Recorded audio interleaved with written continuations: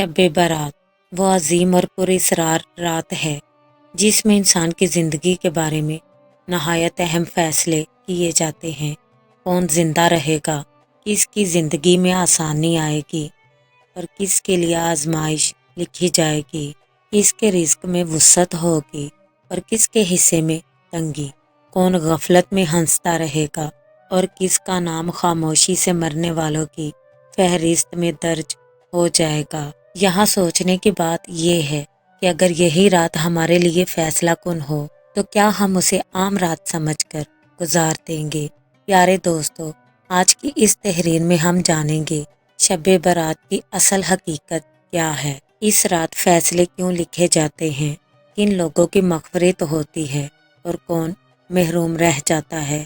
اگر اللہ نہ کرے کسی کا نام مرنے والوں میں لکھا جا چکا ہو تو اس کے لیے امید کا دروازہ کہاں ہے، اور نبی کریم صلی اللہ علیہ وآلہ وسلم نے اس رات کو کس طرح گزارنے کی تعلیم دی۔ شب برات اسلامی سال کے 8ویں مہینے شعبان المعظم کی 15ویں رات کو آتی ہے، جو غروب آفتاب سے شروع ہو کر فجر تک رہتی ہے۔ یہ وہ بابرکت رات ہے جو رمضان المبارک سے پہلے آتی ہے۔ لفظ شب کا مطلب ہے رات اور برات کا مطلب ہے نجات، رہائی، معافی، یعنی یہ وہ رات ہے جس میں اللہ تعالیٰ اپنے بندوں کو گناہوں کی قید سے آزاد فرما دیتا ہے۔ حضرت عائشہ صدیقہ رضی اللہ تعالیٰ عنہا فرماتی ہیں کہ ایک رات میں نے دیکھا کہ نبی کریم صلی اللہ علیہ وآلہ وسلم اپنے حجرے میں موجود نہیں تھے۔ آپ رضی اللہ تعالیٰ عنہا فرماتی ہیں میں تلاش میں نکلی تو جنت البقیع پہنچ گئی، وہاں کا منظر دل کو ہلا دینے والا تھا۔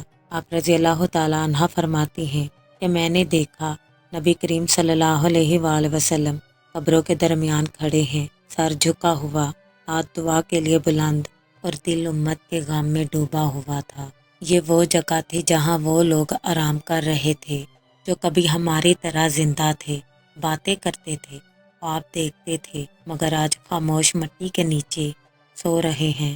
حضور صلی اللہ علیہ وآلہ وسلم امت کے زندہ اور فوت شدہ دونوں کے لیے دعا فرما رہے تھے۔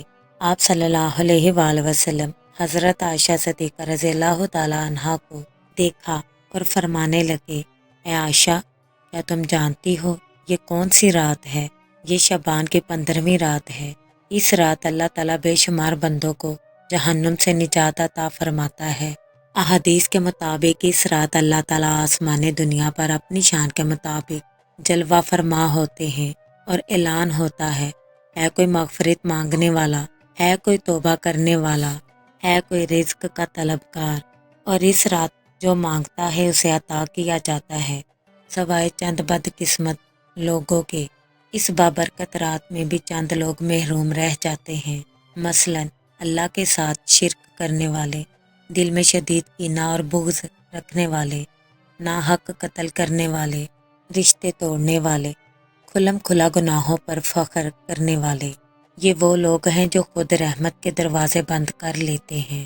بعض علماء فرماتے ہیں کہ شب برات وہ رات ہے جس میں لوح محفوظ سے آئندہ 1 سال کے فیصلے فرشتوں کے حوالے کیے جاتے ہیں کہ کون پیدا ہوگا، کون دنیا سے رخصت ہوگا اور کون حج کرے گا، کس کا رزق کتنا ہوگا، کس کی زندگی میں تبدیلی آئے گی۔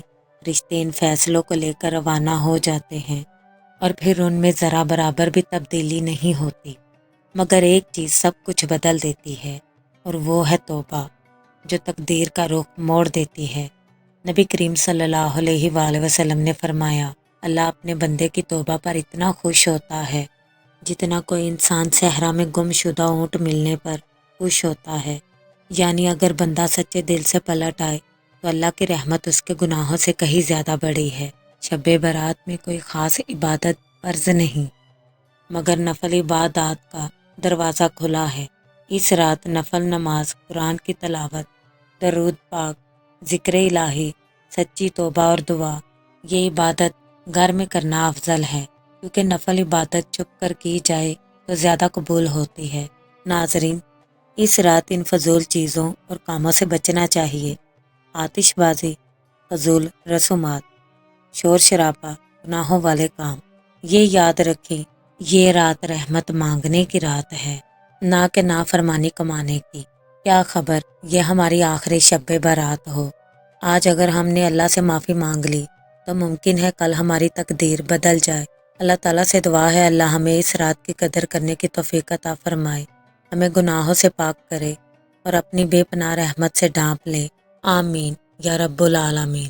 سبسکرائب